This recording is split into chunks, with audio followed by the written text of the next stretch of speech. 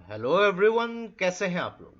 तो आज हम डिस्कस करेंगे रिसेंटली नीति आयोग ने जो sustainable development goal India index 2020-2021 जो ये रिलीज किया है। मेनली ये देखिए, इसका ये तीसरा एडिशन जो है, जो पहला एडिशन 2018-19 में किया गया था।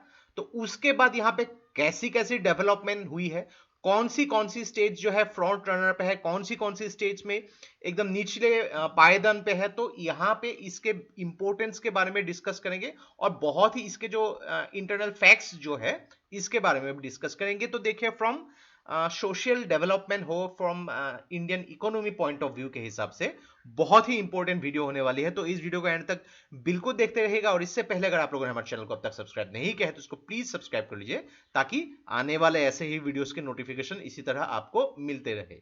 और इस वीडियो का जो नोट है आपको हमारे वेबसाइट में मिल जाएगी। नीचे डिस्क्रिप्शन में मैंने वेबसाइट का लिंक दे दिया है, वहां से आप उसको फॉलो कर सकते हैं। तो चलिए आज का वीडियो शुरू करते हैं। तो रिसेंटली तीसरा एडिशन जो है sustainable development goals India index and dashboard 2020-21, ये एक्चुअली रिलीज की गई है नीति आयोग के द्वारा। तो ये जब रिपोर्ट प्रिपेयर किया गया था, बेसिकली जो सस्टेनेबल डेवलपमेंट इंडिया इंडेक्स 2021, तो इसको यूनाइटेड नेशंस इन इंडिया के साथ मिलके जो है एक कोलैबोरेशन के थ्रू इसको डेवलप किया गया था। तो जैसे कि आप लोग जानते हैं, पहली बार ये जो शुरू हुई थी 2018-19 के जो साल के लिए यहाँ पे, तो इसमें क्या होता है कि देश में एक तो यहाँ पे जितने भी स्टेट्स और यूनियन टेरिटरीज होती है, उनकी ओवरऑल प्रोग्रेस कैसी होती है, नेशनल एवरेज यहां पे निकाला जा सकता है। तो कौन सी स्टेट्स या फिर यूटीज नेशनल एवरेज से ऊपर है, कौन सी स्टेट्स या यूनियन टेरिटरीज जो है नेशनल एवरेज से नीचे है। अगर ऊपर है तो ऊपर क्यों है, और जो नीचे है ये किस वजह से नीचे है, तो उसका एक समाधान निकाल के उसके हिसाब से काम किया जा सकता है। तो इसके थ्रू क्या है, इसका मेन जो कॉन्सेप्शन क्या है कि एक डेटा ड्रिवन असेसमेंट, जो असेसमेंट किया जाता है थ्रू डेटास के साथ किया जाता है, और एक कंपिटिटिव स्पिरिट, यानी कि जो भी मान लीजिए कि टॉप 3 स्टेट्स है, केरला जो है लगभग हर साल टॉप 3 स्टेट्स के कैटेगरी में उन लोग आते जाते हैं। इनफैक्ट टॉप परफॉर्मर्स के रूप में भी केरला ने अपनी जगह जो है बना के रखी हुई है। तो बाकी टॉप 3 स्टेट्स जो है उनको भी एक कॉम्पिटिटिव स्पिरिट मिलेगा कि अगर केरला कर सकती है तो हम क्यों नहीं कर सकते हैं। तो डेफिनेटली कॉम्पिटिटिव स्पिरिट जो है पूरे इंडिया के जो स्टेट्स और यूनियन टेरिटरीज के बीच में क्रिएट करना भी एक यहाँ पे मकसद, यहाँ पे मेन मकसद है। तो मेनली देखिए, नीति आयोग का जो ये इंडेक्स है, इसका दो मैंडेट अगर हिसाब से देखा जाए, ट्विन मैंडेट।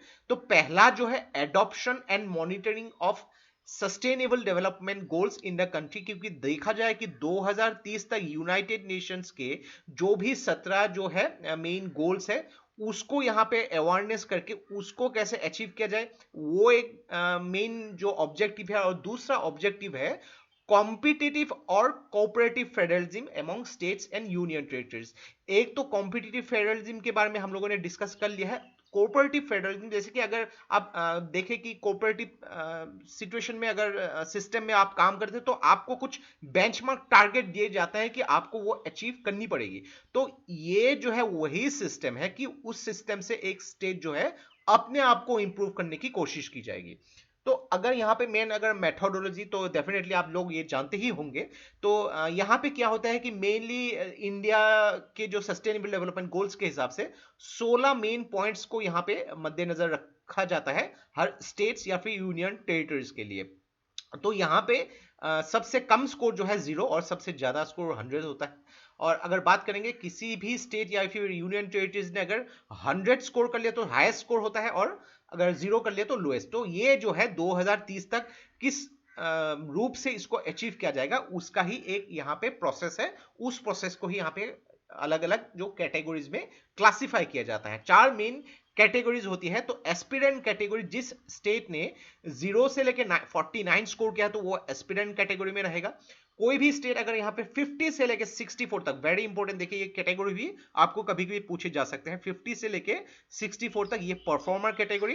फ्रंट रनर यानी कि 65 से लेके 99 तक ये फ्रंट रनर, और अचीवर मतलब उस स्टेट या फिर यूनियन टेरिटरी सारे गोल्स जो है अचीव कर लिए तो वो 100%, यानी कि अचीवर कैटेगरी में आ जाते हैं। तो इसके कुछ फैक्ट्स और फिगर्स जानना बहुत ही इंपॉर्टेंट है अगर देखा जाए तो। अगर देखा जाए 2020 के हिसाब से जो बेसिक जो 16 सस्टेनेबल डेवलपमेंट गोल्स है यहाँ पे, केरला ने जो है यहाँ पे हाईएस्ट स्कोर करके रखा हुआ है, टॉप जो यहाँ पे कैटेगरी में है।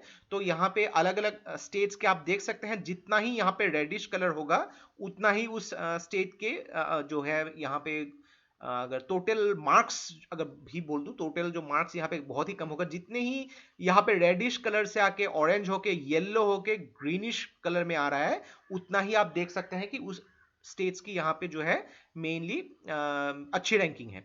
तो आप देख सकते हैं यहाँ पे वेस्टर्न पार्ट ऑफ इंडिया, यहाँ पे गुजरात, महाराष्ट्र, आंध्र प्रदेश, तेलंगाना, यहाँ पे केरला, तमिलनाडु, यहाँ पे काफी अच्छी रैंकिंग से। इवन नॉर्थ में भी आप देखेंगे यहाँ पे हरियाणा, पंजाब, उत्तराखंड, हिमाचल प्रदेश, काफी अच्छी रैंकिंग। लेकिन ये जो इंडो गैंगेटिक प्लान है यहाँ पे मान लीजिए कि इनफैक्ट राजस्थान, उत्तर प्रदेश, बिहार, झारखंड, पश्चिम बंगाल, उड़ीसा, मध्य प्रदेश, छत्तीसगढ़, इनफैक्ट अगर बात कीजिए जो नॉर्थ ईस्टर्न स्टेट्स, तो काफी सारे नॉर्थ ईस्टर्न स्टेट्स में यहाँ पे जो है ये रैंकिंग बहुत ही खराब है, एक्सेप्ट मिजोरम और सिक्किम, काफी अच्छे रैंकिंग इन नॉर्थ ईस्टर्न स्टेट्स में। तो अगर देखेंगे नो पॉवर्टी में यहाँ पे टॉप स्टेट्स में है जो है तमिलनाडु है, अलग अलग यहाँ पे इंडेक्सेस दिखाए हैं मैंने यहाँ पे। जीरो हंगर में केरला टॉप में है, गुड हेल्थ एंड वेलबींग में गुजरात जो है टॉप में है, क्वालिटी एजुकेशन है यहाँ पे, gender equity, clean water and sanitation. तो ये आप कंपेयर करके देख सकते हैं कि कौन सी स्टेट्स ने यहाँ पे कैसे जो है टॉप रैंकिंग हासिल की हुई और क्या क्या बेसिक यहाँ पे जो गोल्स होती है। रेड्यूस्ड इनइक्वालिटी हो गई, सस्टेनेबल सिटीज एंड कम्युनिटीज यहाँ पे हो गई, responsible consumption and production, climate action में देखिए उड़ीसा नंबर 1 पे है। Then life on land, life on water में देखिए यहाँ पे उड़ीसा, अरुणाचल प्रदेश काफी अच्छी रैंकिंग है यहाँ पे। Peace, justice and strong institution में उत्तराखंड काफी ऊपर है यहाँ पे। तो अगर टॉप 12 स्टेट्स में देखिए Kerala, Himachal Pradesh, Andhra Pradesh, Tamil Nadu, Telangana, Karnataka, most of the यहाँ पे आप देख सकते हैं नॉर्थ से एक और ज्यादातर साउथ इंडियन स्टेट्स ही मौजूद है यहाँ पे। नॉर्थ इंडियन स्टेट्स में से सिक्किम जो है 65 जो है अच्छी रैंकिंग पे है।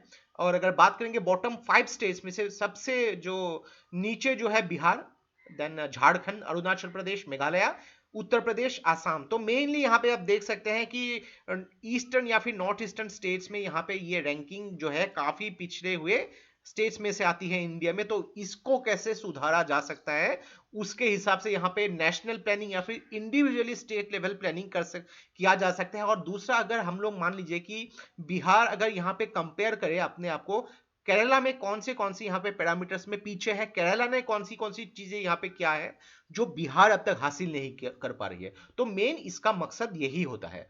टॉप 5 यूनियन टेरिटरीज में देखेंगे तो चंडीगढ़ देखिए 70 में, पुडुचेरी, दादरा नगर एंड हवेली, लक्षद्वीप और दिल्ली में देखिए यहाँ पे दिल्ली, अंडमान निकोबार आइलैंड्स और दमन एंड दीव में 61 यहाँ पे दिखाया जा रहा है। तो अगर बात करेंगे यहाँ पे जो नेशनल एनालिसिस, तो पिछले साल के मुकाबले अगर देखा जाए ये 2020-21 में अगर देखेंगे आप यहाँ जो नेशनल एवरेज जो है 6 पॉइंट से इंक्रीज हुई है। यानी कि पिछले साल जो ये इंडेक्स अगर 60 थी, तो ये जो है अभी फिलहाल 66 है, अगर आप देख सकते हैं यहाँ पे।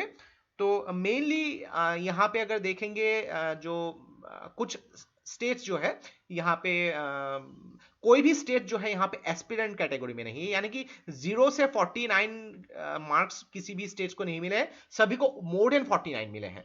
अचीवर कैटेगरी में यहाँ पे 15 स्टेट्स आती है। और अगर बात करेंगे फ्रंट रनर कैटेगरी में 22 स्टेट्स आती है, यानी कि आप मान लीजिए कि 65 से लेके 99 मार्क्स जो है यहाँ पे 22 स्टेट्स या फिर यूनियन टेरिटरीज टोटल मिली गई है यहाँ पे।